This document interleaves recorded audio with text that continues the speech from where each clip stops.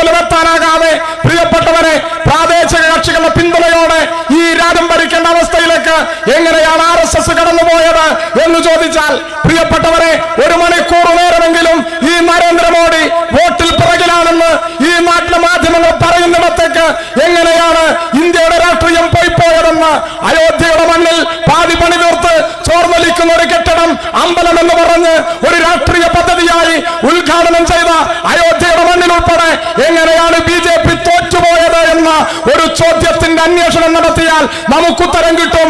ഈ ഇന്ത്യയിലെ ഇടതുപക്ഷം, ഇന്ത്യയിലെ കമ്മ്യൂണിസ്റ്റ് പ്രസ്ഥാനം എവിടെയാണ്? ഇവിടെ തെരുവിൽ മാത്രം കഴിഞ്ഞ ഒരു വർഷത്തിനിടയിൽ 57,000 നിഷ്കളങ്കരായ മനുഷ്യരെയാണ് ഈ നാട്ടിലെ യുദ്ധക്കൊതിയന്മാർ കൊന്നു തീർത്തതെന്ന് നമുക്കറിയാം. അമ്മിഞ്ഞപ്പാലിന്റെ മണം വിട്ടുമാറാത്ത 17,000-ലധികം കുഞ്ഞുങ്ങളാണ് ഗാസയുടെ തെരുവിൽ. പ്രിയപ്പെട്ടവരെ, ഇസ്രയേലിന്റെ യുദ്ധക്കൊതി മൂലം ഈ ലോകത്ത് നിന്ന് തുടച്ചു നീക്കപ്പെട്ടത് എന്ന് നമ്മൾ മനസ്സിലാക്കുകയാണ്. ഇതിനൊരു മറുപുറം നമ്മൾ കാണുന്നുണ്ട്. ലോകത്ത് ചെറുതും വലുതുമായ അനേകം രാജ്യങ്ങളിൽ തെരഞ്ഞെടുപ്പ് നടക്കുന്നിടത്തെല്ലാം പ്രിയപ്പെട്ടവരെ, അത് ബൊളീവിയയിലാണെങ്കിലും, അത് ബ്രസീലിലാണെങ്കിലും, അർജന്റീനയിലാണെങ്കിലും, പ്രിയപ്പെട്ടവരെ ബംഗ്ലാദേശിലാണെങ്കിലും, നമ്മുടെ ശ്രീലങ്കയിലാണെങ്കിലും ചുവന്ന വസന്തം വീണ്ടും ഈ ലോകത്ത് പൊട്ടിവിരിയുക തന്നെ ചെയ്യുമെന്ന് ലോകത്താകെയുള്ള മനുഷ്യപക്ഷ പോരാളികളുടെ ഹൃദയത്തിൽ ചുവന്ന ശോഭയായി ഈ ലോകത്തിന്റെ രാഷ്ട്രീയം വരച്ചിടുന്ന ഒരു സന്ദർഭത്തിലാണ് പാർട്ടിയുടെ ജില്ലാ സമ്മേളനത്തിന് ഈ താനൂരിന്റെ മണ്ണ് സാക്ഷ്യം വഹിക്കുന്നത് എന്ന് നമ്മൾ അറിയുകയാണ്. പ്രിയപ്പെട്ടവരെ, ലോക കാര്യങ്ങളിലേക്ക് ഞാൻ കൂടുതൽ പോകുന്നില്ല. നമുക്കറിയാം, നമ്മുടെ രാജ്യം ലോകത്തെ ഏറ്റവും വലിയ ജനാധിപത്യ രാജ്യമെന്ന് നമ്മൾ ഉച്ചംകൊള്ളുന്ന നമ്മുടെ രാജ്യം, പ്രിയപ്പെട്ടവരെ, വളരെ വേഗതയിൽ ഈ നാട് പിറകോട്ട് നടക്കുകയാണ്. കഴിഞ്ഞൊരു ലോക്സഭാ തെരഞ്ഞെടുപ്പ് കാലം നമുക്കറിയും. ആ തെരഞ്ഞെടുപ്പ് കാലത്ത് നമ്മുടെ രാജ്യം ഭരിക്കുന്നവർ നമ്മളോടാകെ പറഞ്ഞു, ഈ വരാനിരിക്കുന്ന തെരഞ്ഞെടുപ്പിൽ ഇന്ത്യയുടെ തെരഞ്ഞെടുപ്പ് ചരിത്രത്തിലെ ഏറ്റവും വലിയ ഭൂരിപക്ഷവുമായി ഞങ്ങൾ വീണ്ടും അധികാരത്തിൽ വരുമെന്ന്. ഞങ്ങൾ ഈ രാജ്യത്തിന്റെ ജനാധിപത്യത്തെ, ഈ നാടിന്റെ സമ്പന്നമായ സംസ്കാരത്തെ, ഈ നാടിന്റെ മതനിരപേക്ഷ പാരമ്പര്യത്തെ, ഈ നാടിന്റെ ജനാധിപത്യ മൂല്യങ്ങളെ, ഈ നാടിന്റെ ഭരണഘടനയെ കയ്യിൽ പപ്പടം പൊടിക്കുന്നത് പോലെ ഞങ്ങൾ പൊടിച്ചു കളയുമെന്ന് അഹങ്കാരത്തിലാണ് ഈ രാജ്യം ഭരിക്കുന്നവർ കഴിഞ്ഞ തെരഞ്ഞെടുപ്പിനെ അഭിമുഖീകരിച്ചത്. പ്രിയപ്പെട്ടവരെ, തെരഞ്ഞെടുപ്പ് ഫലം വന്നു, നമ്മളെല്ലാവരും കണ്ടു. കേവല ഭൂരിപക്ഷമില്ലാതെ പ്രാദേശിക കക്ഷികളുടെ പിന്തുണയോടുകൂടി ഈ മുടിചൂടാമന്നെന്ന് ഈ നാട്ടിലെ മാധ്യമങ്ങളും വലതുപക്ഷവും വർഗീയ ഫാസിസവും നമ്മുടെ നാട്ടിൽ അവതരിപ്പിച്ച നരേന്ദ്രമോദി പ്രിയപ്പെട്ടവരെ വീണ്ടും ഈ രാജ്യത്തിന്റെ അധികാരത്തിലേക്ക് വന്നു. ഈ തെരഞ്ഞെടുപ്പ് ഫലം ഈ രാജ്യത്തിന് നൽകുന്ന ഒരു സന്ദേശമുണ്ട്. പ്രിയപ്പെട്ടവരെ, എത്രയോ കാലമായി ഇവിടെ നമ്മളിപ്പോ ആദരിച്ച നമ്മുടെ പൂർവ്വകാല സഖാക്കൾ ഉൾപ്പെടെ ഈ പ്രസ്ഥാനം കടന്നു വന്ന വഴികളിൽ, നാടിന്റെ ഇടവഴികളിൽ, നാലാള് കൂടുന്നിടത്ത് നമ്മുടെ സഖാക്കളുടെ നേരെ പതിറ്റാണ്ട് കാലമായി നമ്മൾ കേൾക്കുന്ന ഒരു ചോദ്യമുണ്ട്: നിങ്ങളുടെ പാർട്ടി എവിടെയാണുള്ളത്? പ്രിയപ്പെട്ടവരെ, നമ്മുടെ പാർട്ടി എവിടെയുണ്ട് എന്ന ചോദ്യത്തിന് വർത്തമാനകാല ഇന്ത്യൻ രാഷ്ട്രീയം ഈ നാടിനോട്, നമ്മളോട് മറുപടി പറയുന്നുണ്ട്. നമുക്കറിയാം, ഈ കഴിഞ്ഞ തെരഞ്ഞെടുപ്പിൽ കേവല ഭൂരിപക്ഷത്തിലേക്ക് പോലും എത്താനാകാതെ പ്രിയപ്പെട്ടവരെ പ്രാദേശിക കക്ഷികളുടെ പിന്തുണയോടെ ഈ രാജ്യം ഭരിക്കേണ്ട അവസ്ഥയിലേക്ക് എങ്ങനെയാണ് RSS കടന്നുപോയത് എന്ന് ചോദിച്ചാൽ പ്രിയപ്പെട്ടവരെ, 1 മണിക്കൂർ നേരമെങ്കിലും ഈ നരേന്ദ്രമോദി വോട്ടിൽ പിറകിലാണെന്ന് ഈ നാട്ടിലെ മാധ്യമങ്ങൾ പറയുന്നിടത്തേക്ക് എങ്ങനെയാണ് ഇന്ത്യയുടെ രാഷ്ട്രീയം പോയതെന്ന് അയോധ്യയുടെ മണ്ണിൽ പാതി പണി തീർത്ത് ചോർന്നൊലിക്കുന്ന ഒരു കെട്ടിടം അമ്പലം എന്ന് പറഞ്ഞ് ഒരു രാഷ്ട്രീയ പദ്ധതിയായി ഉദ്ഘാടനം ചെയ്ത അയോധ്യയുടെ മണ്ണിൽ ഉൾപ്പെടെ എങ്ങനെയാണ് BJP തോറ്റുപോയത് എന്ന ഒരു ചോദ്യത്തിന്റെ അന്വേഷണം നടത്തിയാൽ നമുക്കുത്തരം കിട്ടും. ഈ ഇന്ത്യയിലെ ഇടതുപക്ഷം, ഇന്ത്യയിലെ കമ്മ്യൂണിസ്റ്റ് പ്രസ്ഥാനം എവിടെയാണുള്ളത് എന്ന്. പ്രിയപ്പെട്ടവരെ, പല കാരണങ്ങളുമുണ്ട്. പ്രധാനപ്പെട്ട 3 കാരണം നമുക്കറിയാം. വർഗസമരം ശക്തിപ്പെട്ടിടത്തെല്ലാം വർഗീയത പ്രിയപ്പെട്ടവരെ അവിടെ ഒടിഞ്ഞു വീണത് നമ്മൾ കണ്ടു. അത് ഉത്തരേന്ത്യൻ മണ്ണിലാണ്. അവിടെ വർഗസമരം കനപ്പെട്ടത്. സ്വതന്ത്രാനന്തര ഇന്ത്യ കണ്ട ഏറ്റവും ഉജ്ജ്വലമായ കർഷക പ്രക്ഷോഭത്തിന് നേതൃത്വം നൽകിയത് ഇന്ത്യയിലെ ഭരണാധികാരികൾ, മാധ്യമങ്ങൾ, ഈ നാടിന്റെ രാഷ്ട്രീയം വീക്ഷിക്കുന്ന ഏതൊരു മനുഷ്യനും തിരിച്ചറിഞ്ഞു. ജീവിതമല്ലെങ്കിൽ മരണമെന്ന് പ്രഖ്യാപിച്ച് കെട്ടിയവളെയും കുട്ടികളെയും കുട്ടി ജനിച്ചു വീണ മണ്ണിൽ നിന്ന് അധികാര ഗർവിന്റെ സിംഹാസനങ്ങൾക്കെതിരായി ഇൻകുലാബിന്റെ ഇടിമുഴക്കം തീർത്ത് ഉത്തരേന്ത്യയുടെ തെരുവുകളിൽ നിന്ന് ഇരമ്പിയാർത്ത് കൃഷിക്കാരൻ സമരഭൂമിയിലേക്ക് വരാൻ അവർ കൂൽക്കും മുശിരും പകർന്നത് അതിനും 1.5 വർഷം മുമ്പ് 200 കിലോമീറ്റർ ദൂരം നാസിക്കിൽ നിന്ന് മുംബൈയിലേക്ക് രക്തപതാക ഉയർത്തി ആ നാട്ടിലെ കൃഷിവരന്മാർ, മണ്ണിന്റെ മക്കൾ പ്രിയപ്പെട്ടവരെ വിജയം പ്രഖ്യാപിച്ച് സമരം നടത്തിയപ്പോ ആ സമരത്തിന് ദിശാബോധം നൽകിയത് 200 കിലോമീറ്റർ ദൂരം കാലിന്റെ വെള്ളം വീണ്ടുപൊട്ടി ചോരയിച്ചു വീഴുമ്പോഴും തകർന്നു വീഴാതെ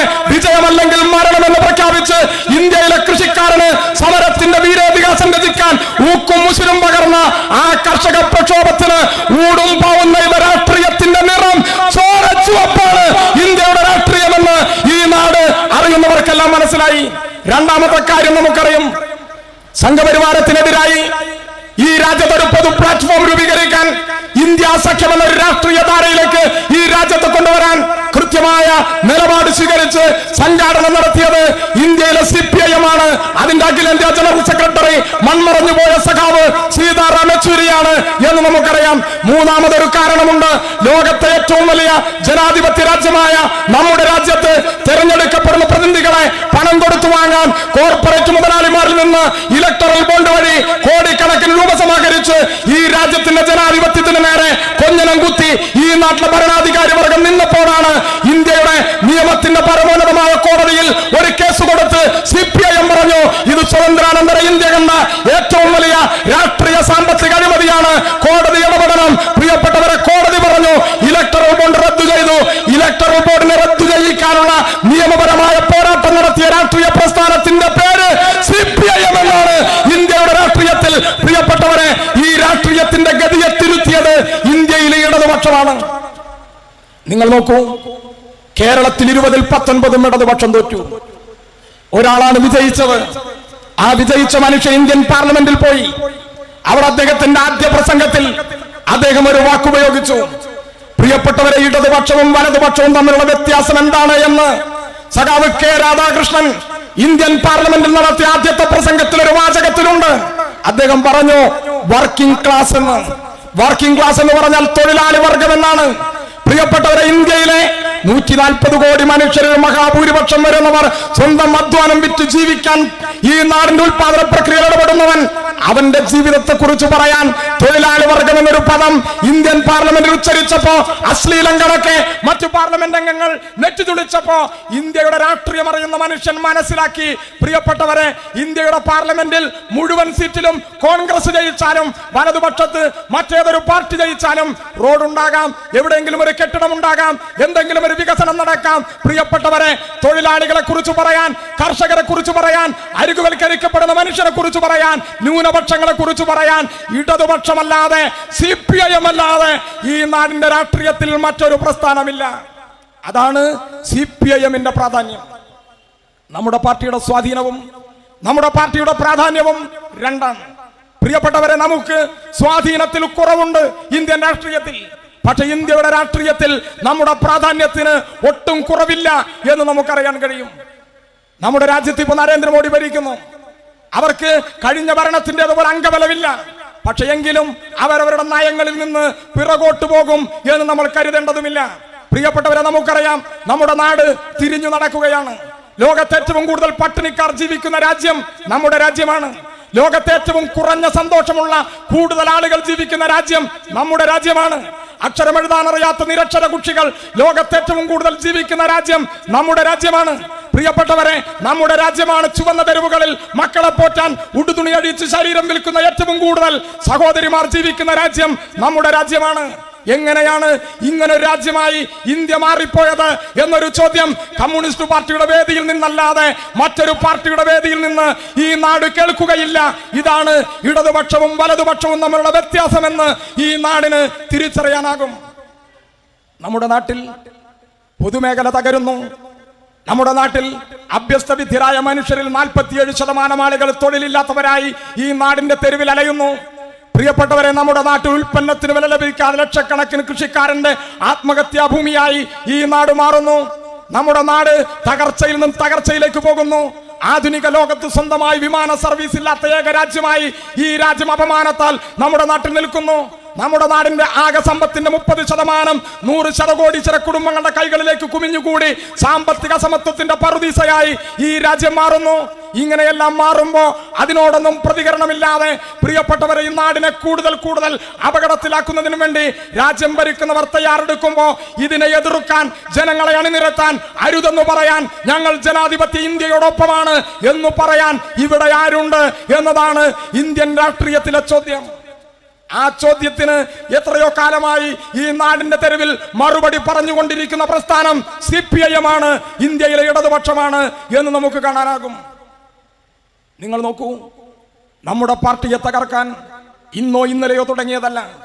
എന്തുകൊണ്ടാണ് ഇന്ത്യയുടെ രാഷ്ട്രീയത്തിൽ CPIM-നെതിരായി ഇടതുപക്ഷത്തിനെതിരായി എല്ലാവരും ഒരുമിച്ച് നിൽക്കാനുള്ള കാരണം എന്താണ്? CPIM എന്ന് പറയുന്ന പ്രസ്ഥാനം ഇന്ത്യയിൽ കമ്മ്യൂണിസ്റ്റ് പാർട്ടിയുടെ ആദ്യ ഘടകം 1920 താഷ്കണ്ടിൽ രൂപീകരിക്കപ്പെട്ട കാലം മുതൽ ഈ പ്രസ്ഥാനം ആക്രമിക്കപ്പെട്ടു തുടങ്ങിയതാണ്. 1907 ഇവിടെ പ്രവർത്തനം ആരംഭിച്ച മുസ്ലിം ലീഗിനെതിരായി ഈ രാജ്യത്തൊരു ഭരണകൂടവും കമ്മ്യൂണിസ്റ്റ് പാർട്ടിയോട് ചെയ്തതുപോലൊരു അനീതിയും അക്രമവും ഈ നാടിന്റെ ചരിത്രത്തിൽ ചെയ്തതായി നമുക്ക് കാണാനാകില്ല. 1915 ഈ രാജ്യത്ത് പ്രവർത്തനം ആരംഭിച്ച ജനസംഘത്തിനെതിരായി ഇന്ത്യയിലെ ഭരണാധികാരി വർഗം പ്രിയപ്പെട്ടവരെ ഒരു തരത്തിലുള്ള ആക്രമണങ്ങളോ അനീതിയോ കാണിച്ചതായി നമുക്ക് കാണാനാകില്ല. 1925 വിജയദശമി നാളിൽ ഈ രാജ്യത്ത് രൂപം കൊണ്ട RSSനെതിരായി ഇന്ത്യയിലെ ഭരണാധികാരി വർഗം കമ്മ്യൂണിസ്റ്റ് പാർട്ടിയോട് ചെയ്തതുപോലെയുള്ള കൊടും ക്രൂരതകൾ ചെയ്തതായി ഈ നാടിന്റെ ചരിത്രത്തിൽ നമുക്ക് കാണാനാകില്ല. നിങ്ങൾ നമ്മുടെ പാർട്ടിയുടെ കാര്യം നോക്കൂ. ഞാനെല്ലാം വിശദീകരിക്കുകയല്ല. മീററ്റ് ഗൂഢാലോചന കേസ് നമുക്ക് ഓർമ്മയുണ്ട്. കാൺപൂർ ഗൂഢാലോചന കേസ് നമുക്ക് ഓർമ്മയുണ്ട്. പ്രിയപ്പെട്ടവരെ, സേലം ജയിലിലെ വെടിവെപ്പ് നമുക്ക് ഓർമ്മയുണ്ട്. 49 സഖാക്കളെ ഒരുമിച്ച് കൂട്ടക്കുരുതി നടത്തിയത് ഈ നാട് മറന്നിട്ടില്ല.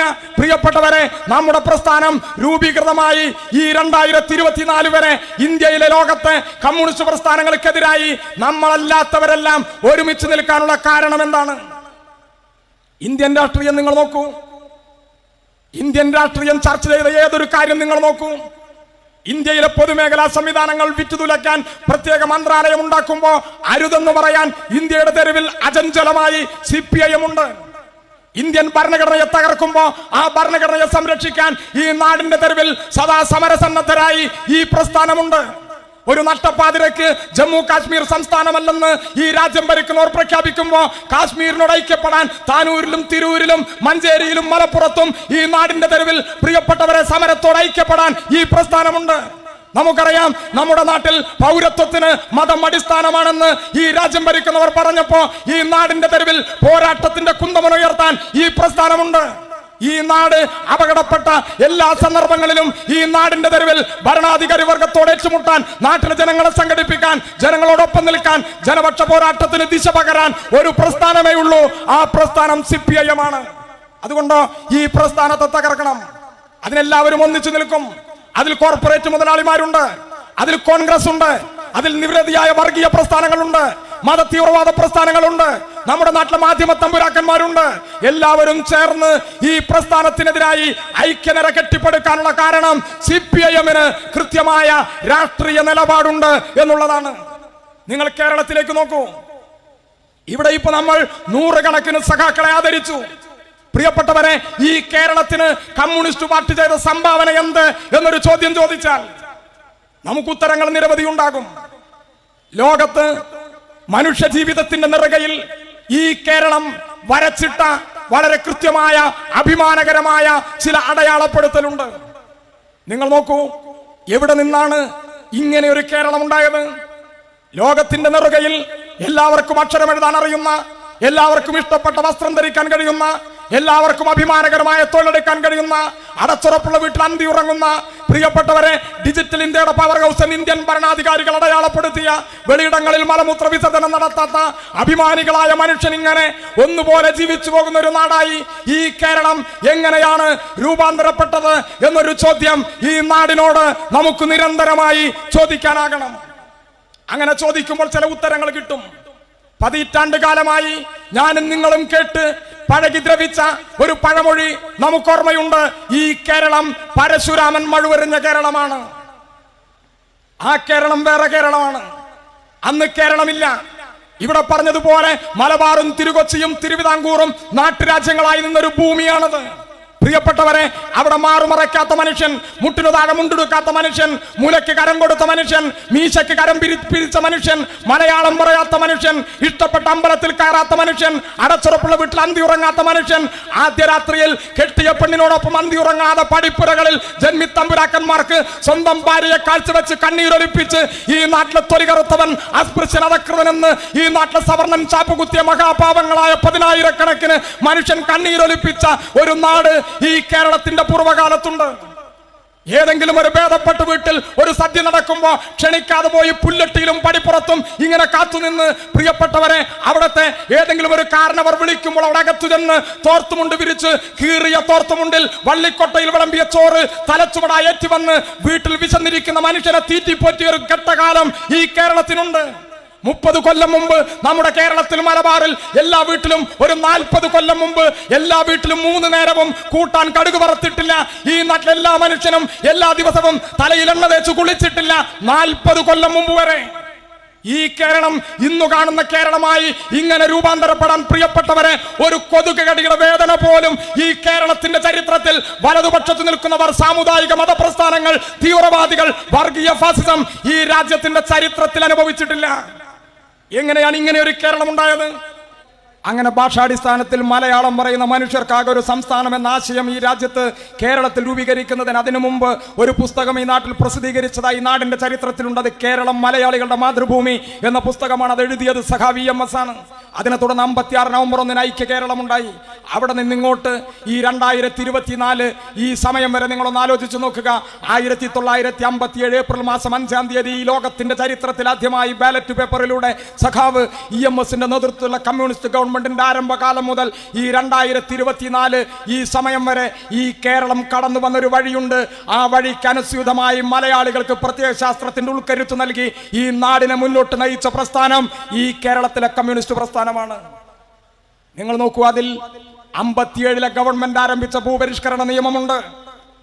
ഒരു വ്യക്തിക്കും കുടുംബത്തിനും കൈവശം വെക്കാവുന്ന ഭൂമിക്ക് പരിധി തീരുമാനിച്ച വിപ്ലവകരമായ തീരുമാനമുണ്ട്. അധിക ഭൂമി മിച്ചഭൂമിയായി പ്രഖ്യാപിച്ചതുണ്ട്. ഈ മിച്ചഭൂമി ഭൂരഹിതന് വിതരണം ചെയ്തതുണ്ട്.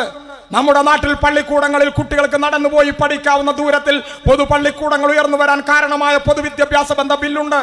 പ്രിയപ്പെട്ടവരെ, സമ്പൂർണ്ണ സാക്ഷരതയുണ്ട്. 1980 ക്ഷേമ പദ്ധതിയുണ്ട്. നമുക്കറിയാം നമ്മുടെ നാട്ടിൽ 50% സ്ത്രീകൾക്ക് സംവരണം വന്നതുണ്ട്. ജനകീയാസൂത്രണ പദ്ധതിയുണ്ട്. ലോകത്തിനാകെ മാതൃകയായ സ്ത്രീ ശാക്തീകരണ പ്രസ്ഥാനം കുടുംബശ്രീ ജനിച്ചതും വളർന്നതും പടർന്നു പന്തലിച്ചതും ഈ നാടിനു തണലായി നിന്ന ചരിത്രമുണ്ട്. ഇങ്ങനെയാണ് ഈ കേരളം ഇന്നു കാണുന്ന കേരളമായി ഇങ്ങനെ കടന്നു വന്നത്. അങ്ങനെ വന്നൊരു കേരളം എല്ലാം തികഞ്ഞ നാടായി എന്ന് നമുക്ക് അഭിപ്രായമില്ല. നമ്മുടെ നാട് നിരവധിയായ പ്രതിസന്ധികളെ ഈ വർത്തമാനകാലത്ത് അഭിമുഖീകരിക്കുന്നുണ്ട്.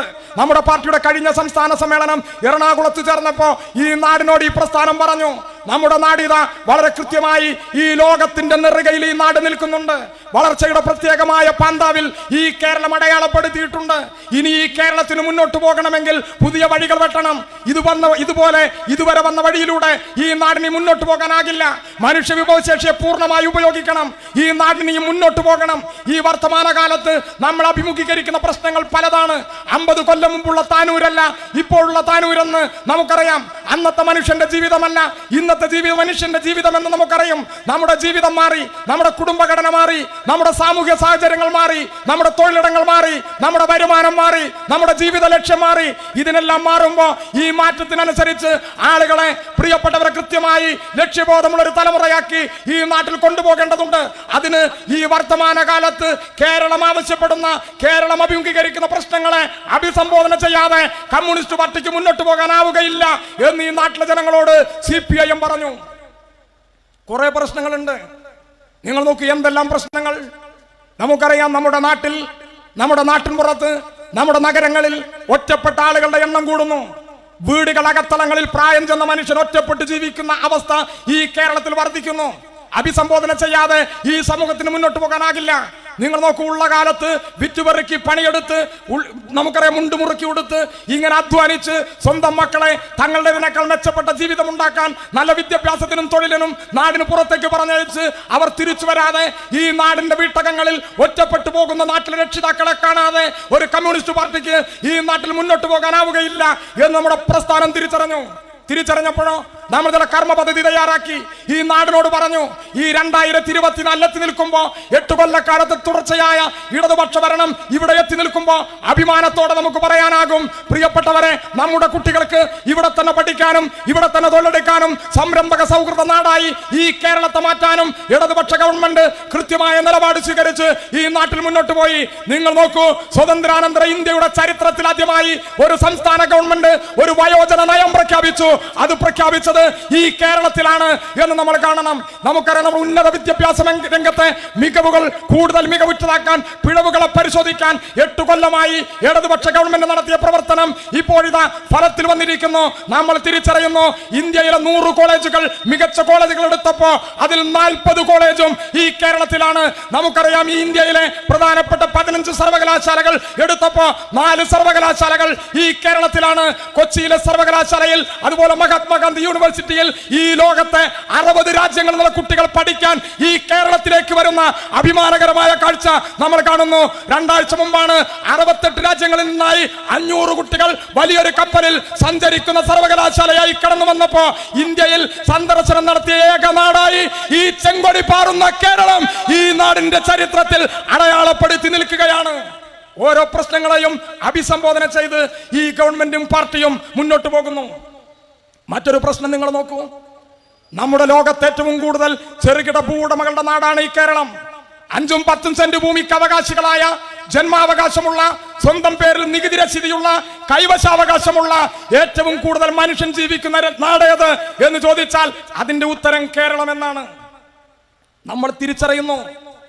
നിങ്ങൾ നോക്കൂ, നമ്മുടെ നാട്ടിൽ 100 വീടെടുത്താൽ 90 പേരുടെയും സ്ഥലത്തിന്റെ പ്രമാണങ്ങൾ അവരുടെ കൈകളിലില്ല. ബാങ്കിൽ പണയപ്പെടുത്തി വായ്പ എടുത്തിട്ടുണ്ട്. വായ്പ ഒരു കുറ്റമല്ല. പ്രിയപ്പെട്ടവരെ, നമ്മുടെ ജീവിതത്തെ പുതുക്കി പണിയാൻ, വരുമാനം വർദ്ധിപ്പിക്കാൻ, സംരംഭം ആരംഭിക്കാൻ വായ്പ എടുക്കുന്നതിൽ തെറ്റില്ല.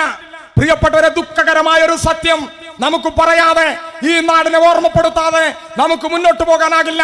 കേരളത്തിലെ വ്യക്തിഗത വായ്പകളുടെ 80% ആർഭാട ജീവിതത്തിനും ആർഭാട വിഭാഗത്തിനും വേണ്ടി ഈ നാട്ടിലെ ആളുകൾ ഇങ്ങനെ വഴിവിട്ടു പോകുമ്പോ കമ്മ്യൂണിസ്റ്റ് പാർട്ടിയെ പോലെ ഒരു പാർട്ടിക്കല്ലാതെ ഈ നാട്ടിൽ ഇത് പറയാനാകില്ല.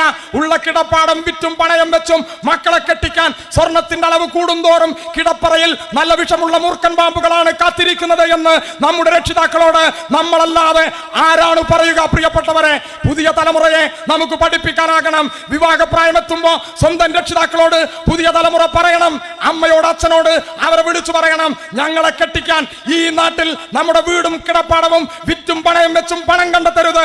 ഞങ്ങൾക്ക് നല്ല വിദ്യാഭ്യാസം വേണം, തൊഴിലെടുക്കാനുള്ള സാഹചര്യം വേണം, ഒരു തരി പൊന്നും ഞങ്ങൾക്ക് ആവശ്യമില്ല എന്ന് പുതിയ തലമുറ കൊണ്ട് പറയിപ്പിക്കാൻ നമ്മൾ പരാജയപ്പെട്ടാൽ സഖാവ് EMS-ഉം കൃഷ്ണപിള്ളയും AKGയും മൊയാരത്ത് ശങ്കരനും സഖാവ് കുഞ്ഞാലിയും അഴീക്കോടൻ രാഘവനും ഈ നാട്ടിലെ കമ്മ്യൂണിസ്റ്റ് പോരാളികൾ ഉഴുതുമറിച്ചുണ്ടാക്കിയ ലോകത്തിന് ബദലായ കേരള മോഡൽ ഉണ്ടല്ലോ, ആ മോഡൽ തകർന്നു പോകുമെന്ന ഉള്ളുപൊള്ളുന്ന യാഥാർത്ഥ്യത്തിലേക്ക് പ്രിയപ്പെട്ടവരെ നമുക്ക് കൺതുറക്കാനാകണം.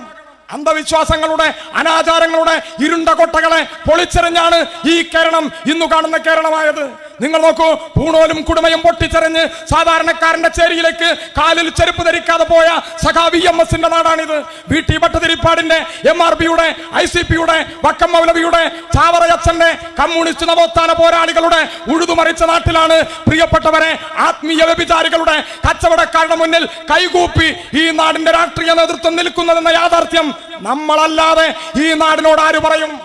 നമുക്കല്ലാതെ ഇത് പറയാനാകില്ല. 13ാമത്തെ വയസ്സിൽ മദ്യപാനം തുടങ്ങുന്ന കുട്ടികളുടെ നാടായി ഈ കേരളം മാറുമ്പോ ഈ നാടിനെ നേരായ വഴിയിലേക്ക് തിരിച്ചു കൊണ്ടുവരാൻ നമുക്കല്ലാതെ ഏത് പ്രസ്ഥാനത്തിന് കഴിയും? പ്രിയപ്പെട്ടവരെ, ഇങ്ങനെ നിരവധിയായ പ്രശ്നങ്ങളെ ഈ കേരളം അഭിമുഖീകരിക്കുന്നുണ്ട്.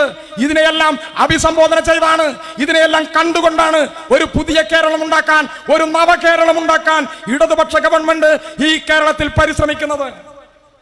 ഇപ്പൊ നമ്മുടെ നാട്ടിൽ ഉണ്ടായിക്കൊണ്ടിരിക്കുന്ന എല്ലാ തരത്തിലുള്ള കുത്തിത്തിരിപ്പുകളും നിങ്ങൾ ആലോചിച്ച് നോക്കൂ. എന്തുകൊണ്ടുണ്ടാകുന്നതാണ്? ഒറ്റ കാരണമേ അതിനുള്ളൂ. ആധുനിക കേരളത്തിന്റെ ചരിത്രത്തിൽ കമ്മ്യൂണിസ്റ്റ് പാർട്ടിയുടെ ഒരു നേതാവ് തുടർച്ചയായി 8 കൊല്ലക്കാലത്തിലധികം ഈ കേരളത്തിന്റെ അധികാരം നിയന്ത്രിക്കുന്നു എന്നതാണ് ഇന്ന് ഈ നാടിന്റെ തെരുവിൽ പ്രിയപ്പെട്ടവരെ ഈ നാട്ടിലെ തീവ്രവാദ പ്രസ്ഥാനങ്ങൾ, വലതുപക്ഷം, വർഗീയത, മാധ്യമ പുങ്കവന്മാർ എല്ലാവരും ചേർന്ന് ഈ നാട്ടിൽ നടത്തുന്ന ഈ രൂപത്തിലുള്ള എല്ലാ പ്രശ്നങ്ങൾക്കുമുള്ള കാരണമെന്ന് നമ്മൾ തിരിച്ചറിയണം. ഇപ്പൊ നമ്മുടെ ഗവൺമെന്റിനില്ലാത്ത കുറ്റല്ല. നമ്മുടെ ആളുകൾക്കിടയിൽ പോലും ഒന്നാം ഗവൺമെന്റിന്റെ അത്ര പോരാ, ഈ രണ്ടാം ഗവൺമെന്റ് എന്ന് തോന്നിക്കുന്ന വിലയിൽ ഈ നാട്ടിൽ പ്രചണ്ഡമായ പ്രചരണമാണ് വലതുപക്ഷം മാധ്യമങ്ങൾ ഈ നാട്ടിൽ നടത്തിയത് എന്ന് നമ്മൾ കാണണം. എന്തുകൊണ്ടാണ് ഒന്നാം ഗവൺമെന്റിന്റെ അത്ര പോരാ ഈ ഗവൺമെന്റ് എന്ന് ഈ നാട്ടിലെ സാധാരണ മനുഷ്യർക്കിടയിൽ ഒരു തെറ്റിദ്ധാരണ വരാനുള്ള കാരണം? ആ കാരണത്തിന് ഉത്തരമുണ്ട്. പ്രിയപ്പെട്ടവരെ, 8 കൊല്ലം മുമ്പുള്ള കേരളം ഏതാണ്? സഖാവ് പിണറായി വിജയൻ കേരളത്തിൽ അധികാരത്തിൽ വരുന്നതിന് മുമ്പ് 2016 ഒരു കേരളമുണ്ട്. ആ കേരളത്തിൽ നിന്ന് 2021 5 കൊല്ലം ഈ കേരളം കടന്നു പോയപ്പോ വലിയ മാറ്റങ്ങൾ ഉണ്ടായിട്ടുണ്ട്. അപ്പൊ 2016 നിന്ന് 17 മാറ്റം പ്രകടമാണ്. അത് ഈ നാട്ടിലെ ആളുകളുടെ ജീവിതത്തിൽ അനുഭവവേദ്യമാണ്. ഏതാണ് കേരളം?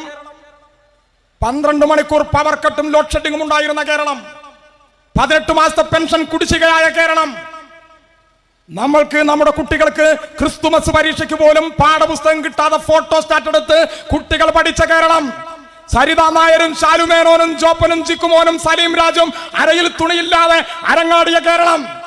ആധുനിക കേരളത്തിന്റെ ചരിത്രത്തിൽ സഖാവ് EMS മുതലുള്ള കേരളത്തിന്റെ മുഖ്യമന്ത്രിമാരുടെ ചരിത്രത്തിൽ ആദ്യമായി ഒരു മുഖ്യമന്ത്രി ഒരു തുള്ളി വെള്ളം കുടിക്കാതെ 14 മണിക്കൂർ സമയം ഒരു ജുഡീഷ്യൽ കമ്മീഷന്റെ മുന്നിൽ ബബ്ബ എന്ന് പറഞ്ഞിരുന്ന കാലം. ആ കാലമാണ് ഉമ്മൻചാണ്ടിയുടെ കാലം, വലതുപക്ഷ കാലം. അവിടെ നിന്നാണ് സഖാവ് പിണറായി വിജയന്റെ നേതൃത്വത്തിൽ ഈ കേരളം ഇന്നു കാണുന്ന കേരളമായത്. അവിടെ നിങ്ങൾ നോക്കൂ, എല്ലാം പറയുന്നില്ല, പ്രധാനപ്പെട്ട 2 കാര്യങ്ങൾ നിങ്ങൾ നോക്കൂ. വൈദ്യുതി മേഖല നോക്കൂ. ഈ താനൂരിൽ ഈ സംസാരം കേട്ട് അപ്പുറത്തെങ്ങാനും നിൽക്കുന്ന ലീഗോ കോൺഗ്രസോ ആയ മനുഷ്യർ, കമ്മ്യൂണിസ്റ്റ് പാർട്ടി അംഗീകരിക്കാത്തവർ ആരെങ്കിലും ഉണ്ടെങ്കിൽ നിങ്ങൾ ഈ നാട്ടിൽ പറയണം. 2016 8 കൊല്ലം മുമ്പ് ഈ കേരളത്തിൽ 12 മണിക്കൂർ പവർ കട്ടും ലോഡ് ഷെഡിങ്ങും ഉണ്ടായിരുന്നു. ഈ 2024 താനൂരിൽ ഈ നാടിന്റെ ഇടവഴികളിൽ എവിടെയെങ്കിലും ഏതെങ്കിലും ഒരു വീട്ടിലെ 10 വയസ്സായ കുട്ടിക്ക് ലോഡ് ഷെഡിങ് എന്താണെന്നറിയുമോ? പവർ കട്ട് എന്താണെന്നറിയുമോ? റോഡിന്റെ അപ്പുറത്ത് 7 മണിക്കും ഇപ്പുറത്ത് 7:30ക്കും കട്ടായിട്ട് പകുതി സീരിയൽ കണ്ടിട്ട് കഥ മുഴുമിപ്പിക്കാൻ വേലിപ്പുറത്ത് നിന്ന് അപ്പുറത്ത് വീട്ടിലെ ചേച്ചിയോട് കഥ മുഴുമിപ്പിക്കാൻ വിളിച്ചു ചോദിച്ചത് 80 കൊല്ലം മുമ്പല്ല, 8 കൊല്ലം മുമ്പാണ് എന്ന് ഈ നാട്ടിൽ ഞങ്ങൾക്ക് പറയാൻ പറ്റും. 8 കൊല്ലം മുമ്പ് വോൾട്ടേജ് ക്ഷാമം, ബൾബ് കാണാൻ ടോർച്ചടിച്ച് നോക്കിയിട്ടുണ്ട് ഈ കേരളത്തിൽ. പ്രിയപ്പെട്ടവരെ, 8 വർഷക്കാലത്തിന് പുറത്ത് വോൾട്ടേജ് ക്ഷാമം എന്നൊരു വാക്ക് ഈ കേരളം കാണുന്നുണ്ടോ? ഗുണനിലവാരമുള്ള വൈദ്യുതി വന്നു. കൊച്ചി ഇടമൺ പവർ ഹൈവേയുടെ പണി പൂർത്തീകരിച്ചു. നിരവധിയായ ചെറുകിട വൈദ്യുത സ്ഥാപനങ്ങൾ, ഈ നാട്ടിൽ ജലവൈദ്യുത പദ്ധതികൾ നമ്മുടെ നാട്ടിലുണ്ടായി. അപേക്ഷിച്ചാൽ അപ്പോൾ കറണ്ട് കിട്ടി. ഈ കൊടിയ വേനൽക്കാലത്ത് പോലും അരമണിക്കൂർ പവർ കട്ടും ലോഡ് ഷെഡിങ്ങും ഇല്ലാതെ ശക്തമായ പവർ മാനേജ്മെന്റിലൂടെ ഈ കേരളത്തെ ഇടതുപക്ഷം മുന്നോട്ട് കൊണ്ടുപോയി. നിങ്ങൾ ആരോഗ്യ മേഖല നോക്കൂ. ലോകത്ത് ഏറ്റവും കൂടുതൽ സൗജന്യ ചികിത്സ കിട്ടുന്ന നാടിന്റെ പേര് കേരളം എന്നാണ്. അവയവമാറ്റ ശസ്ത്രക്രിയ നടത്താവുന്ന ഗവൺമെന്റ് ആശുപത്രിയുള്ള നാട് ഈ കേരളമാണ്. പ്രിയപ്പെട്ടവരെ, ഇന്ത്യ ഗവൺമെന്റ് കണക്കെടുപ്പിൽ ഏറ്റവും മികച്ച താലൂക്ക് ആശുപത്രിയുള്ള നാട് ഈ കേരളമാണ്. ആശാ വർക്കർമാർ മുതൽ മെഡിക്കൽ കോളേജ് MD വരെ കണ്ണിചേരുന്ന ജനകീയ ആരോഗ്യ പ്രസ്ഥാനത്തിന്റെ കരുത്തുള്ള നാട് ഈ കേരളമാണ്. ജനകീയ ആരോഗ്യ രംഗത്ത് ഈ കേരളം ബദൽ നിർത്തുപോകുന്നു. വിദ്യാഭ്യാസ രംഗം നിങ്ങൾ നോക്കൂ. ഉണക്കമീനും ചകിരിക്കാറും വിറ്റാൽ ലാഭമുണ്ടാക്കാൻ പറ്റുന്ന ഈ താനൂരിലും അങ്ങാടിയിലും ആൾക്കാർക്ക് പറയും. പക്ഷെ സ്കൂൾ നടത്തുന്നത് ലാഭത്തിന് വേണ്ടിയിട്ടാണെന്ന് ഈ ജില്ലയിൽ നിന്നുള്ള ഒരു ലീഗിന്റെ മന്ത്രി ഈ നാട്ടിൽ പ്രഖ്യാപിച്ച് 100 കണക്കിന് സ്കൂളുകൾ വിൽക്കാൻ വെച്ചൊരു കാലത്ത് നിന്ന് 300-ലധികം സ്കൂളുകൾ കിഫ്ബി പദ്ധതിയിൽ ഉൾപ്പെടുത്തി അമ്പരചുംബികളായ കെട്ടിടങ്ങൾ കെട്ടി ഭൗതിക സൗകര്യങ്ങൾ മെച്ചപ്പെടുത്തി പൊതുവിദ്യാഭ്യാസ സംരക്ഷണ യജ്ഞം നടത്തി 7 കൊല്ലം പിന്നിടുമ്പോ 8.5 ലക്ഷം കുട്ടികൾ ഇംഗ്ലീഷ് മീഡിയത്തിൽ നിന്ന് പേരുപെട്ടി പൂമ്പാറ്റകളെ പോലെ തുള്ളിച്ചാടി കേരളത്തിന്റെ പൊതുവിദ്യാലയ മേഖലയ്ക്ക് പറന്നു വന്ന അഭിമാനകരമായ ഒരു കാലം ഈ ഇടതുപക്ഷ കാലമല്ല. അല്ലാതെ ഈ നാടിന് ഓർമ്മയുണ്ടോ? ഇത് വെറുതെ വന്നതല്ല. നിങ്ങൾ നോക്കൂ, നമ്മുടെ നാട്ടിൽ 45 ലക്ഷം കുട്ടികൾക്ക് ഇൻഷുറൻസ് പരിരക്ഷയുണ്ട്. 45,000 ക്ലാസ് മുറികൾ ഡിജിറ്റലൈസ് ചെയ്തിട്ടുണ്ട്.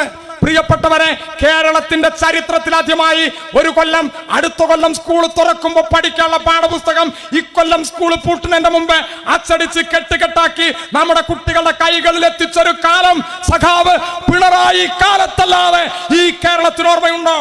ഇതല്ലേ ഈ നാട്ടിൽ രാഷ്ട്രീയം പറയുന്നവർ ഈ നാട്ടിൽ പറയേണ്ടത്? നിങ്ങളെല്ലാ കാര്യവും പെൻഷന്റെ കാര്യം നോക്കൂ.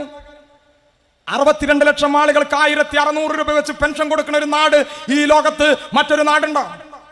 62 ലക്ഷം ആളുകൾക്കാണ് പെൻഷൻ. പെൻഷൻ എന്ന് പറഞ്ഞാൽ അതിനൊരു രാഷ്ട്രീയ ഉള്ളടക്കമുണ്ട്. ഇത് വെറുതെ കർഷക തൊഴിലാളിക്ക് 45 രൂപ എല്ലാ മാസം കൊടുക്കാന്ന് കമ്മ്യൂണിസ്റ്റ് പാർട്ടി ഈ കേരളത്തിൽ പ്രഖ്യാപിച്ചതല്ല. പ്രിയപ്പെട്ടവരെ, ലോകത്ത് ചരിത്രത്തിലാദ്യമായി സർക്കാർ ജീവനക്കാർക്ക് മാത്രമല്ലാതെ മണ്ണിൽ പണിയെടുക്കണ മനുഷ്യന് പെൻഷൻ കൊടുക്കാൻ പറ്റും എന്ന് ഈ നാടിനെ പഠിപ്പിച്ച പ്രസ്ഥാനം ഈ ചെങ്കൊടിയുടെ പ്രസ്ഥാനമാണ് ഈ ലോകത്തിന്റെ ചരിത്രത്തിൽ. ആർക്കാണ് തർക്കമുള്ളത്? നിങ്ങൾ നോക്കൂ, നമ്മുടെ നാട്ടിൽ കറുപ്പ് മോശമാണെന്നും വെളുപ്പ് ശ്രേഷ്ഠമാണെന്നും ഒരു പൊതുബോധം നമ്മുടെ നാട്ടിലുണ്ട്. കുങ്കുമപ്പൂ കഴിച്ച കുട്ടികൾ വെളുക്കുന്ന, ഗർഭിണികൾ കുങ്കുമപ്പൂ കഴിക്കണമെന്ന് എവിടെയും പറഞ്ഞതല്ല. നമ്മുടെ നാട്ടിൽ ജാതി ജന്മി നാടുവാഴിത്തത്തിന്റെ ഉൽപ്പന്നമായി ഇവിടെ ഉരുണ്ടുകൂടിയ ഒരു പൊതുബോധമാണ്. ആ പൊതുബോധം ഇപ്പോഴും ഈ നാട്ടിൽ നിലനിൽക്കുന്നുണ്ടെന്ന് കഴിഞ്ഞ കൊല്ലങ്ങൾ കേട്ടു. മോഹിനിയാട്ടം കളിക്കാൻ തൊലി വെളുക്കണമെന്ന് ഒരു അമ്മായി ഈ നാട്ടിൽ പറഞ്ഞു 2023. നിങ്ങൾ നോക്കൂ, 1980 ലോകത്തിന്റെ ചരിത്രത്തിൽ ആദ്യമായി കർഷക തൊഴിലാളിക്ക് 45 രൂപ പെൻഷൻ. എങ്ങനെ നമ്മുടെ നാട്ടിൽ തൊലി കറുത്തവരും വെളുത്തവരുണ്ടായത്? എങ്ങനെയാണ് കറുപ്പ് മോശമായത്, വെളുപ്പ് ശ്രേഷ്ഠമായത്? ഈ ജാതി ജന്മി നാടുവാഴിത്വം കൊടികുത്തി വാണ കാലത്ത് സൂര്യൻ ഉദിക്കുന്നതിന് മുമ്പ് ജന്മി തമ്പുരാക്കന്മാർ അപ്പുറത്ത് നിന്ന് ഒരു കൂവല് കൂവുമ്പോ മറുകൂക്ക് കൂവി കെട്ടിയവളെ കൂട്ടി കുട്ടികളെ തനിച്ചാക്കി ചൂട്ടുകട്ട കത്തിച്ച് ഈ ജന്മി തമ്പുരാക്കന്മാരുടെ കൃഷിക്കളങ്ങളിൽ ഇങ്ങനെ ആണ്ടുമുഴുകി പണിയെടുക്കുമ്പോ ജന്മിമാരെ കണ്ടാൽ തലകുനിച്ച്, കാര്യസ്ഥനെ കണ്ടാൽ നടുവളച്ച് പകലന്തിയോളം ഇങ്ങനെ പണിയെടുത്തു. പ്രിയപ്പെട്ടവരെ, കൊടും വേനലിനെ, കൊടും തണുപ്പിനെ, പെരുമഴയെ കൂസാതെ മണ്ണിൽ കനകം വിളയിക്കാൻ പ്രകൃതിയോട് മല്ലടിച്ച് ജീവിതത്തിന്റെ സായാഹ്നത്തിൽ ശരീരം ഇങ്ങനെ ചുക്കിച്ചുളിഞ്ഞ് കരുവാളിച്ച് വീടിന്റെ മൂലയിൽ മണ്ടനുരുളി പണയം വെച്ചതുപോലെ ഈ നാട്ടിലെ കാരണവന്മാർ നിന്നപ്പോ കേരളത്തിലെ ഇടതുപക്ഷം തീരുമാനിച്ചു. എങ്ങനെ തൊലിവെടുത്തവരുണ്ടായത്? ഈ ജാതി ജന്മിത്വം കൊടികുത്തി വാണകാല തന്തപ്പുരങ്ങളിൽ ജന്മി തമ്പുരാക്കന്മാരുടെ കൊട്ടകൊത്തളങ്ങളിൽ അകത്തളങ്ങളിൽ ഉണ്ടുറങ്ങിയ അമ്പക്കം വിട്ട് 4 കൂട്ടി മുറുക്കി കഥകളി പദങ്ങളിൽ അഭിരമിച്ച് അടിയാള പെണ്ണിന്റെ അടിവയറ് നോക്കി അവിടെ ഇരുന്ന മനുഷ്യൻ ഇങ്ങനെ തൊലിവെടുത്തപ്പോ അവൻ യജമാനനായി, സമ്പത്തുള്ളവനായി, അവൻ വരേണ്യവർഗത്തിന്റെ പ്രതിനിധിയായി, അധികാരമുള്ളവനായി, അവൻ വാഴ്ത്തപ്പെട്ടവനായി, മണ്ണിൽ പണിയെടുത്തവൻ തൊലികറുത്തവനായി, അസ്പൃശ്യനായി, അധകൃതനായി, മാറ്റി നിർത്തപ്പെടേണ്ട മനുഷ്യനായി. ആ കാലത്താണ് പ്രിയപ്പെട്ടവരെ ഈ പകലന്തിയോളം പണിയെടുത്ത് ജീവിതത്തിന്റെ സായാഹ്നത്തിൽ തൊലി ചുക്കി ചുളിഞ്ഞ മനുഷ്യരെ ചേർത്തു പിടിക്കേണ്ടത് ആധുനിക സമൂഹത്തിന്റെ കടമയാണ് എന്ന് ഈ ലോകത്തോട് 45 രൂപ പ്രതിമാസ പെൻഷനിലൂടെ പ്രഖ്യാപിച്ച പ്രസ്ഥാനം കമ്മ്യൂണിസ്റ്റ് പ്രസ്ഥാനമാണ് ഈ കേരളത്തിന്റെ ചരിത്രത്തിൽ. ഇപ്പോൾ 1600 പെൻഷൻ. 62 ലക്ഷം ആളുകൾക്കാണ് പെൻഷൻ.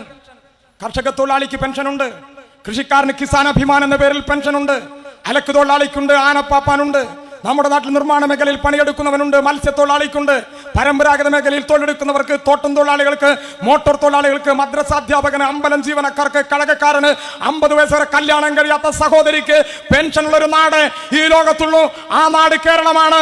1600 രൂപ എന്ന് പറഞ്ഞതിന്റെ പച്ചയായ മലയാളം ഒരു ദിവസം 50 രൂപയിൽ കൂടുതൽ എന്നാണ്.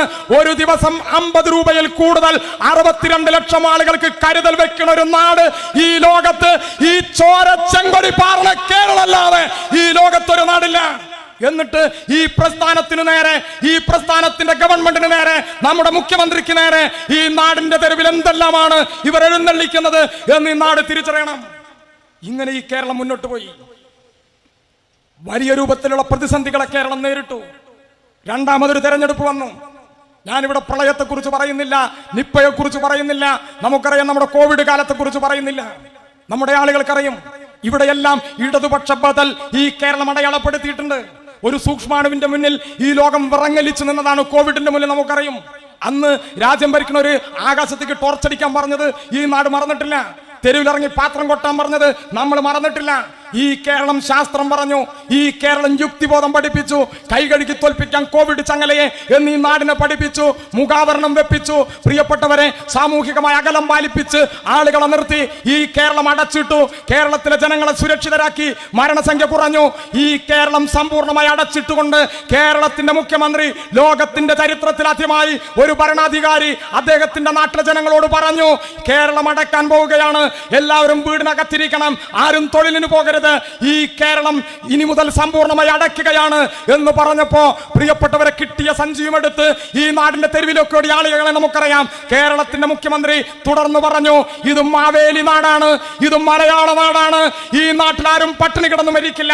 പ്രിയപ്പെട്ടവരെ, പറയുക മാത്രമല്ല, ലോകത്തിന്റെ ചരിത്രത്തിൽ ആദ്യമായി കേരളത്തിന്റെ മുഖ്യമന്ത്രി പറഞ്ഞു, തെരുവിലലയുന്നവരുണ്ട്, മാനസിക വിഭ്രാന്തിയുള്ളവരുണ്ട്, വീട്ടിലൊറ്റപ്പെട്ടവരുണ്ട്, തെരുവിലലയുന്ന പട്ടികളുണ്ട്, കാട്ടിലെ കുരങ്ങന്മാരുണ്ട്, അമ്പലത്തിലെ വളർത്തുമൃഗങ്ങളുണ്ട്, ഇവർക്കെല്ലാം വിശപ്പുണ്ട്. പഞ്ചായത്ത് കേന്ദ്രങ്ങൾ അടുക്കള തുറക്കണം, ചോറുണ്ടാക്കണം, ഇലവാട്ടി പൊതിയണം, നാട്ടു നന്മയായി ഇത് നാട്ടിൽ പരന്നൊഴുകണം. പ്രിയപ്പെട്ടവരെ, ഈ നാട്ടിലെ ജനങ്ങളോട് പറഞ്ഞു, യൂത്ത് ലീഗും കോൺഗ്രസും പറഞ്ഞു, സൗജന്യ കിറ്റ് വോട്ടിനുള്ള കിറ്റാണ്. പ്രിയപ്പെട്ടവരെ, ലോകത്തിന്റെ മുന്നിൽ ഈ കേരളം വരച്ചിട്ടു. തെരുവ് പട്ടികൾക്ക്, കാട്ടിലെ കുരങ്ങന്, വളർത്തുമൃഗങ്ങൾക്ക്, അമ്പലത്തിലെ വളർത്തുമൃഗങ്ങൾക്ക് അവർക്ക് വോട്ടില്ല, പക്ഷെ അവർക്ക് ജീവനുണ്ട്. ജീവനുള്ളവർക്കെല്ലാം വിശപ്പുണ്ട്, ജീവനുള്ളവർക്കെല്ലാം വിശപ്പ് കിടപ്പുണ്ട് എന്ന തിരിച്ചറിവുണ്ടല്ലോ, ആ തിരിച്ചറിവാണ് കമ്മ്യൂണിസ്റ്റ് പാർട്ടിയുടെ ചുവന്ന രാഷ്ട്രീയമെന്ന് ഈ ലോകത്തെ പഠിപ്പിച്ചപ്പോഴാണ് 99ന്റെ അഭിമാന വിജയമായി ഈ കേരളത്തിൽ ഇടതുപക്ഷം അധികാരത്തിൽ വന്നത്. അവിടെ നിങ്ങൾ നോക്കൂ, ഇതിനെ തകർക്കാൻ സകലവിധ പരിപാടികളും അവർ നടത്തിയിട്ടുണ്ട്. ഞാൻ വിശദീകരിച്ചു പോകാതെ സൂചിപ്പിച്ചു പോകുന്നു. ആദ്യത്തെ 6 മാസം നിങ്ങൾക്കറിയും, ഡസൻ കണക്കിന് നമ്മുടെ സഖാക്കളെ കൊന്നു.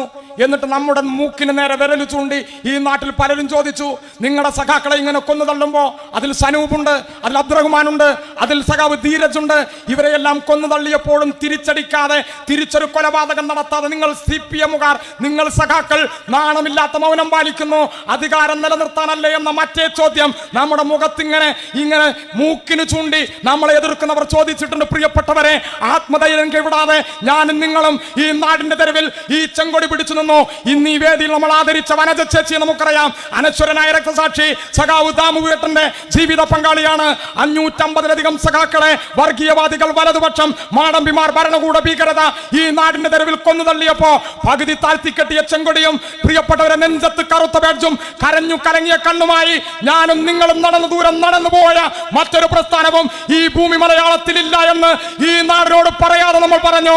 മാമൻ മാപ്പിള പഠിച്ച പള്ളിക്കൂടത്തിലല്ല ഈ കേരളത്തിലെ കമ്മ്യൂണിസ്റ്റുകാർ പഠിച്ചതെന്ന് ഈ നാടിനെ തെളിയിച്ച് ഈ കേരളത്തിലെ പാർട്ടി മുന്നോട്ട് പോയി. പിന്നീട് നമ്മൾ പലതും കണ്ടു. ഞങ്ങളുടെ ജില്ലയിൽ 2 മതത്തിൽപ്പെട്ടവർ അങ്ങോട്ടും ഇങ്ങോട്ടും കൊന്ന് വർഗീയ കലാപം ഉണ്ടാക്കാൻ നോക്കി. ഈ കേരളം അത് സമ്മതിച്ചു കൊടുത്തില്ല. എന്നാലും ഈ കേരളത്തെ തകർക്കണമെന്ന് ഇവർ സ്വപ്നം കണ്ടു. പല വഴികൾ അന്വേഷിച്ചു. കേരളത്തിന് തരാനുള്ള പദ്ധതി വിഹിതം തടഞ്ഞു. കേന്ദ്ര ഭരണാധികാരികളെ സമീപിച്ചു. കേരളത്തെ കഴുത്ത് ധരിച്ചു കൊല്ലാൻ നോക്കി. GST വിഹിതം തന്നില്ല, പദ്ധതി വിഹിതം തടഞ്ഞു വെച്ചു. നമ്മുടെ കടമെടുപ്പിന്റെ പരിധി കുറച്ചു. GST കുടിശ്ശിക തന്നില്ല, നെല്ലെടുത്തുകയിലെ പണം തന്നില്ല, പെൻഷന്റെ വിഹിതം തന്നില്ല. കേരളത്തെ തകർക്കാൻ നോക്കിയപ്പോൾ എന്താണ് ഈ കേരളം ചെയ്തതെന്ന് ഞങ്ങളെ എതിർക്കുന്നവർ ഈ നാട്ടിൽ നിന്ന് പുനർവിചിന്തനം ചെയ്യണം. ഈ കേരളത്തിന്റെ മുഖ്യമന്ത്രിയും മന്ത്രിമാരും MLA-മാരും ആധുനിക കേരളത്തിന്റെ ചരിത്രത്തിൽ ആദ്യമായി അധികാരഗർവിന്റെ മൂക്കിന് താഴെ ഡൽഹിയിൽ സമരപ്പന്തൽ കെട്ടി ഈ നാടിനോട് പറഞ്ഞു, ഇന്ത്യ ഫെഡറൽ സ്റ്റേറ്റുകളുടെ ഈ നാട്ടിൽ സംസ്ഥാനങ്ങളുടെ യൂണിയനാണ്, ഏകശിലയിൽ കൊത്തിയ നാടല്ല. സംസ്ഥാനങ്ങൾക്ക് അവരുടേതായ അധികാരങ്ങളും അവകാശങ്ങളും ഉണ്ട്. കേന്ദ്ര ഭരണാധികാരികൾക്ക് അവരുടെ അവകാശങ്ങളുണ്ട്. ഞങ്ങൾ ഞങ്ങളുടെ അവകാശമാണ് ചോദിക്കുന്നത്. അവിടെ സമരം ഇരുന്നപ്പോ തമിഴ്നാട്ടുകാർ വന്നു, പഞ്ചാബികൾ വന്നു, ഡൽഹിക്കാർ വന്നു.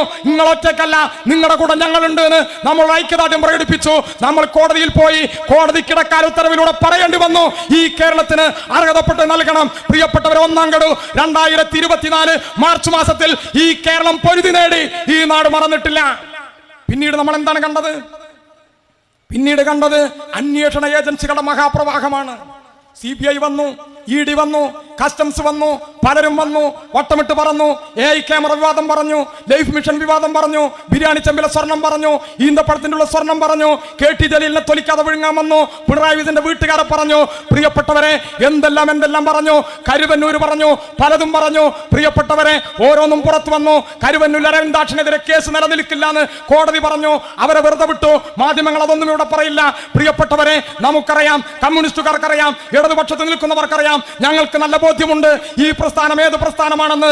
നിങ്ങൾ നോക്കൂ, ആധുനിക കേരളത്തിന്റെ ചരിത്രത്തിൽ ആദ്യമായി നമുക്ക് പറയാനാകും, ഈ താനൂരങ്ങാടിയിൽ, തിരൂരങ്ങാടിയിൽ, ഈ കേരളത്തിന്റെ ഏത് നഗരഗ്രാമങ്ങളിലും 4 ആൾ കൂടുന്നിടത്തെവിടെയും ഈ ചെങ്കൊടിയെ ഹൃദയത്തോട് ചേർത്ത് വെക്കുന്ന എനിക്കും നിങ്ങൾക്കും അഭിമാനത്തോടെ ഈ നാടിന്റെ മുഖത്ത് നോക്കി പറയാനാകും, ആധുനിക കേരളത്തിന്റെ ചരിത്രത്തിൽ ഇന്നുവരെ നിങ്ങൾ സഖാവ് EMS-നെ പറഞ്ഞിട്ടുണ്ട്, നിങ്ങൾ നായനാരെ പറഞ്ഞിട്ടുണ്ട്, നിങ്ങൾ അഴീക്കോടൻ രാഘവനെ അഴിമതിക്കോടൻ എന്ന് വിളിച്ചിട്ടുണ്ട്, നിങ്ങൾ AKGയെ വിളിച്ചിട്ടുണ്ട്, നിങ്ങൾ ഗൗരി അമ്മയെ പറഞ്ഞിട്ടുണ്ട്.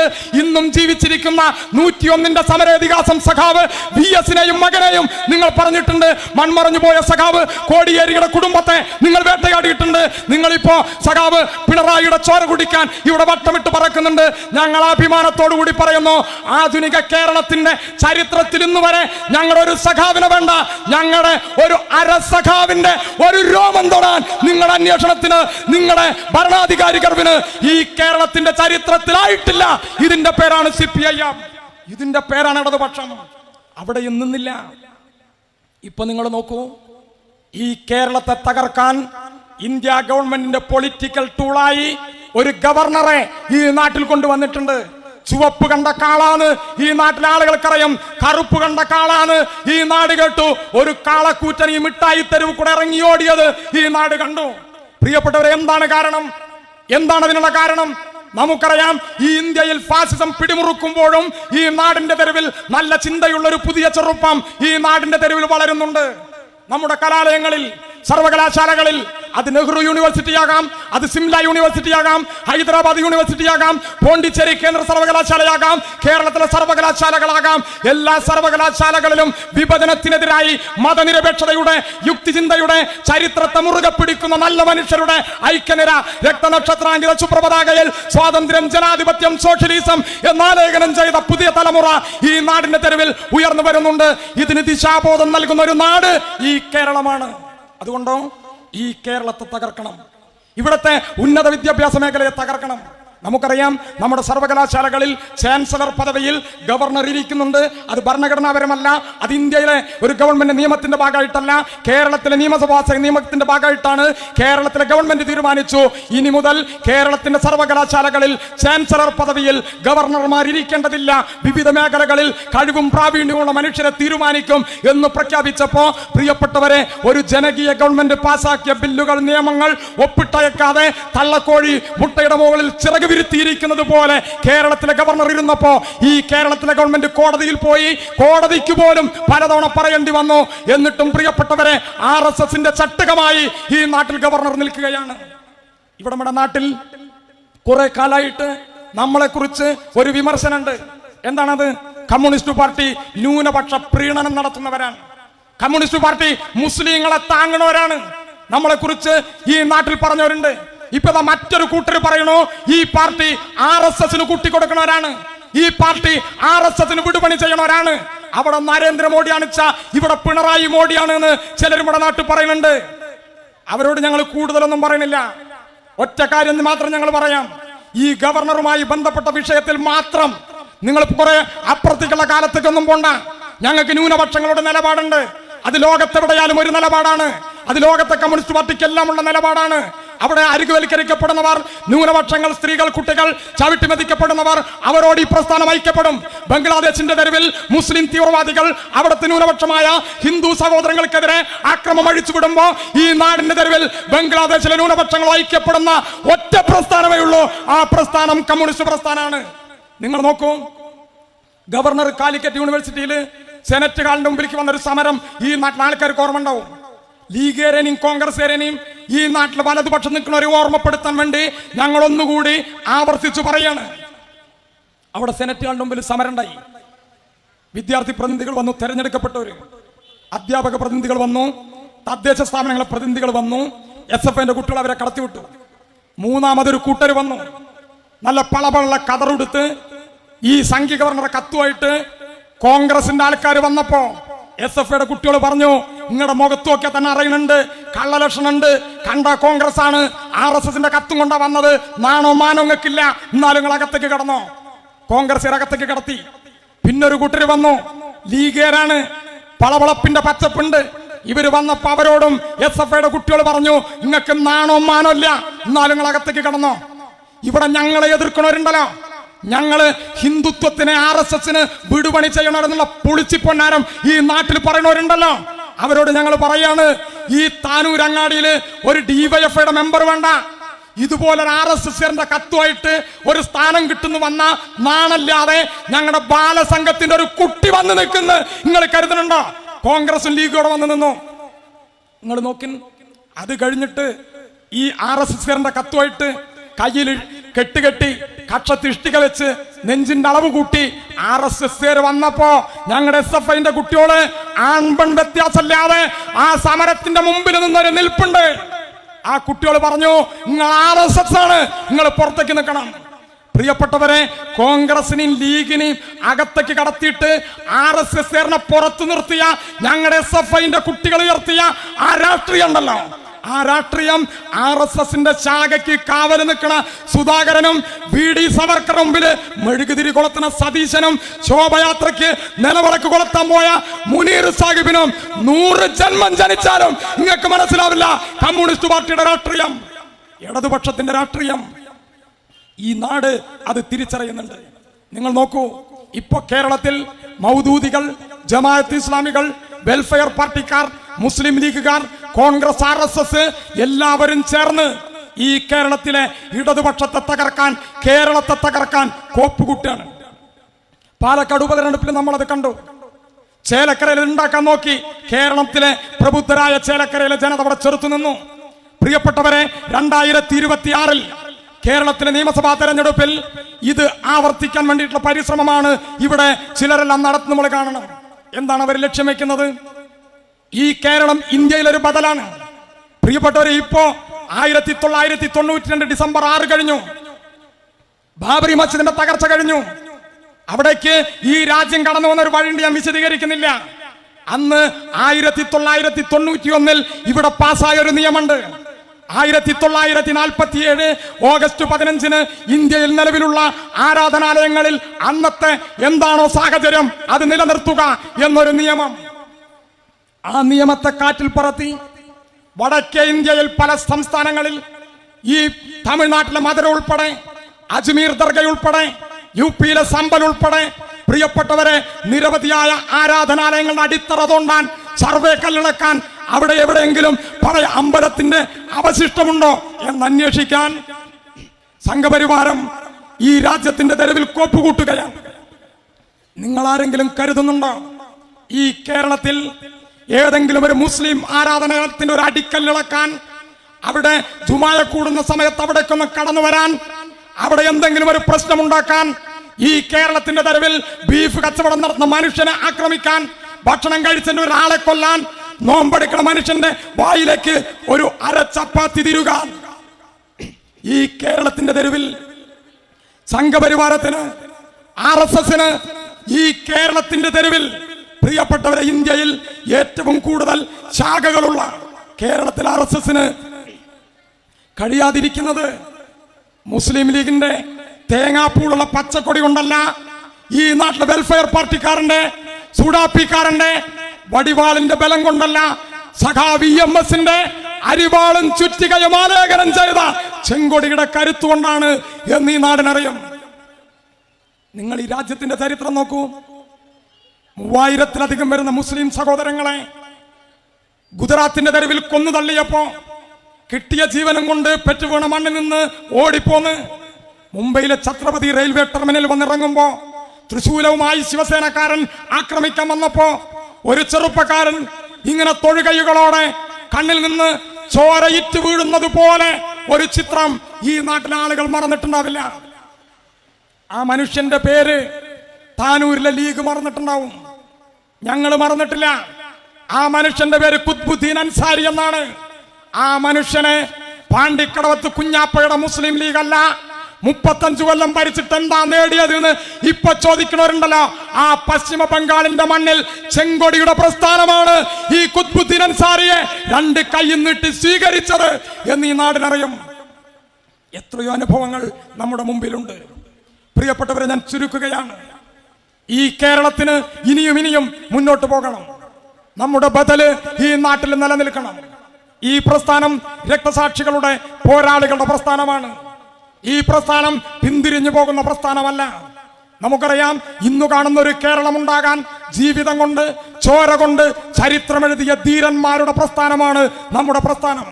കയ്യൂരിലും കരിവള്ളൂരിലും പുന്നപ്രയിലും വയലാറിലും പാടിക്കുന്നിലും വഞ്ചിയത്തും, പ്രിയപ്പെട്ടവരെ, കാവുമ്പായിലും ഉൾപ്പെടെ രണധീരന്മാർ ഈ നാടിന്റെ ചരിത്രത്തെ ചുവപ്പിച്ചു പോയിട്ടുണ്ട്. ക്ഷാമം കൊടികുത്തിവാണ കാലത്ത് കേരളത്തിലെ കമ്മ്യൂണിസ്റ്റ് പാർട്ടിയാണ് തീരുമാനിച്ചത്, ജന്മിത്തമ്പുരാക്കന്മാരുടെ പടിപ്പുരകൾ അടിച്ചു പൊളിക്കണം, അകത്തു കടക്കണം, പത്തായങ്ങൾ കുത്തി തുറക്കണം, നെല്ലെടുക്കണം, പട്ടിണിക്കാരന് വിതരണം ചെയ്യണം, പട്ടിണി മാറ്റണം. ഈ തീരുമാനമെടുത്തപ്പോ കേരളത്തിൽ അങ്ങോളം ഇങ്ങോളം ഇങ്ങനെ ഒരു സമരം നടന്നപ്പോ ആ സമരത്തിലാണ് കോഴിക്കോട് ജില്ലയിലെ ഒഞ്ചിയം എന്ന് പറയുന്ന ഒരു ഗ്രാമം ഈ നാടിന്റെ ചരിത്രത്തിൽ അടയാളപ്പെടുത്തിയത്. പോലീസ് ക്യാമ്പൊരുക്കി സ്ത്രീകളെയും കുട്ടികളെയും ആക്രമിച്ചപ്പോ ഒളിവിൽ പോയ ഏറ്റവും ഉച്ചിരനായ ഒരു കമ്മ്യൂണിസ്റ്റുകാരൻ അരയിലൊരു ചെങ്കൊടി തിരികി ഒഞ്ചിയത്തെ ലോക്കപ്പ് ഭിത്തിയിലേക്ക്, ക്യാമ്പിലേക്ക് കടന്നു വന്ന് പോലീസുകാരോട് പറഞ്ഞു, നിങ്ങൾക്ക് എന്നെയാണ് വേണ്ടത്, സ്ത്രീകളെയും കുട്ടികളെയും വെറുതെ വിടണം. അവിടെ അറസ്റ്റ് ചെയ്ത് തുരുതുര മർദ്ദിച്ച് ജീവിതം തിരിച്ചു കിട്ടി. ഓർമ്മ തിരിച്ചു വന്നപ്പോ സ്വന്തം ശരീരത്തിൽ നിന്ന്, സഖാക്കളുടെ ശരീരങ്ങളിൽ നിന്ന് ചിതറിത്തെറിച്ച് പരന്നൊഴുകിയ ചുടുചോരയിൽ വലത് കൈമുക്കി ആ ലോക്കപ്പ് ഭിത്തിയിൽ ലോകത്തെ തൊഴിലാളി വർഗത്തിന്റെ മോചനത്തിന്റെ അടയാളമായ അരിവാളും ചുറ്റികയും വരഞ്ഞുപോയ മണ്ടോടിക്കണ്ണന്റെ പ്രസ്ഥാനത്തിന് ചരമക്കുറിപ്പെഴുതാൻ ഈ കേരളത്തിന്റെ ചരിത്രത്തിൽ ഒരു മാധ്യമ പുങ്കവന്മാരും ഇവിടെ ജനിച്ചിട്ടില്ല എന്ന് ഞങ്ങൾ പ്രഖ്യാപിക്കും. ഒരു തർക്കവും വേണ്ട. നമുക്കറിയാം 35 കൊല്ലം മുമ്പ് 40 കൊല്ലം മുമ്പ് നമ്മുടെ ഇടവഴികളിൽ 70 വയസ്സായ മനുഷ്യൻ എങ്ങനെയാണ് നടന്നുപോയത് എന്നൊരു ചോദ്യമുണ്ട്. വടികുത്തി, വൈക്കോൽ വടി വളഞ്ഞതുപോലെ നടുവളഞ്ഞ്, ഇങ്ങനെ നടുവളഞ്ഞ് വടികുത്തി ഈ നാട്ടിലെ മനുഷ്യൻ നടന്നു പോയിട്ടുണ്ട്. പ്രിയപ്പെട്ടവരെ, നമുക്ക് നമ്മുടെ വീടുകളിൽ നിന്ന് നമ്മുടെ രാഷ്ട്രീയം ആരംഭിക്കണം. നമ്മുടെ കുട്ടികളോട് ഈ നാടിന്റെ ചരിത്രം പറയണം. 50 കൊല്ലം മുമ്പ് നമ്മുടെ വീടെന്തായിരുന്നു? നമ്മുടെ അടുക്കള എങ്ങനെയായിരുന്നു? നമ്മൾ എന്ത് ഭക്ഷണമാണ് കഴിച്ചത്? നമ്മൾ എന്ത് ജോലിക്കാണ് പോയത്? എന്ത് ജോലിയാണ്, എന്ത് വരുമാനമാണ് ഉണ്ടായത്? ഈ റോഡിലൂടെ ആരാണ് നടന്നത്? ആരാണ് പള്ളിക്കൂടത്തിൽ പഠിച്ചത്? ആരാണ് അമ്പലത്തിലേക്ക് പോയത്? ഈ നാട്ടിലെ ജനങ്ങളെ നിരന്തരമായി തുടർച്ചയായി നമുക്ക് പഠിപ്പിക്കാനാകണം. അങ്ങനെ പഠിപ്പിക്കുമ്പോൾ നമുക്കൊരു ഉത്തരം കിട്ടും. ഈ നാടിനൊരു ചരിത്രമുണ്ടെന്ന്, ആ ചരിത്രത്തിനൊരു നിറമുണ്ടെന്ന്, ആ നിറം ചോര ചുവപ്പാണെന്ന്. പ്രിയപ്പെട്ടവരെ, 40 കൊല്ലം മുമ്പ് 70 വയസ്സായ മനുഷ്യൻ 110 കൊല്ലം മുമ്പ് ഈ നാട്ടിൽ ജനിച്ചവനാണ്. ഇന്നു കാണുന്ന താനൂരന്നില്ല, ഇന്നു കാണുന്ന ഗ്രാമങ്ങളില്ല, ഇന്നു കാണുന്ന കടപ്പുറങ്ങളില്ല. പ്രിയപ്പെട്ടവരെ, ഞാൻ മുമ്പ് പറഞ്ഞ ജാതി ജന്മി നാടുവാഴിത്തത്തിന്റെ കാലത്ത് പകലന്തിയോളം പണിയെടുത്ത് നടുവളച്ച് തലകുനിച്ച് ഇങ്ങനെ വളഞ്ഞുപോയ മനുഷ്യൻ പകലന്തിയോളം പണിയെടുത്ത് സൂര്യൻ അസ്തമിക്കുമ്പോ കീറിയ തോർത്തുമുണ്ടിന്റെ തലപ്പിൽ മുന്നാടി പച്ചനെല്ല് കൂലി വാങ്ങി അവനവന്റെ ചാളയിലേക്ക് കടന്നു വരുമ്പോ തളർന്നുറങ്ങിയ കുഞ്ഞുങ്ങൾക്ക് ഇത് വറുത്തുകുത്തി കഞ്ഞി വെക്കാൻ ഇന്നത്തെ സൗകര്യങ്ങളില്ലാതെ കുടിയെടുപ്പിൽ വിറക് കത്തിക്കാൻ മുതുകു വളച്ച് ഡൈനിങ് ടേബിൾ ഇല്ലാതെ നിലത്ത് വിളമ്പാൻ മുതുകു വളച്ച് ഇന്നത്തേതുപോലെ കട്ടിലും പട്ടുമെത്തയുമില്ലാതെ ചാണകമടിച്ച നിലത്ത് നഷ്ടപ്പാതിരക്ക് നടു നിവർത്തുന്നത് വരെ തലകുനിക്കാനും നടുവളക്കാനും മാത്രം വിധിക്കപ്പെട്ട മനുഷ്യരോട് ഒരു തമ്പുരാക്കന്മാരുടെയും മുന്നിൽ തലകുനിക്കില്ല, നടുവളക്കില്ല എന്ന് പഠിപ്പിച്ച പ്രസ്ഥാനം സഖാവ് കൃഷ്ണപിള്ളയുടെ പ്രസ്ഥാനം CPIM ആണ് എന്ന് ഈ നാടിനെ നമുക്ക് ഓർമ്മപ്പെടുത്തണം. പ്രിയപ്പെട്ടവരെ, ഈ കേരളം ഏറ്റവും ഉജ്ജ്വലമായ വേഗതയിൽ മുന്നോട്ട് പോവുകയാണ്. K-ഫോൺ യാഥാർത്ഥ്യമാകുന്നു. Kochi water metro യാഥാർത്ഥ്യമാകുന്നു.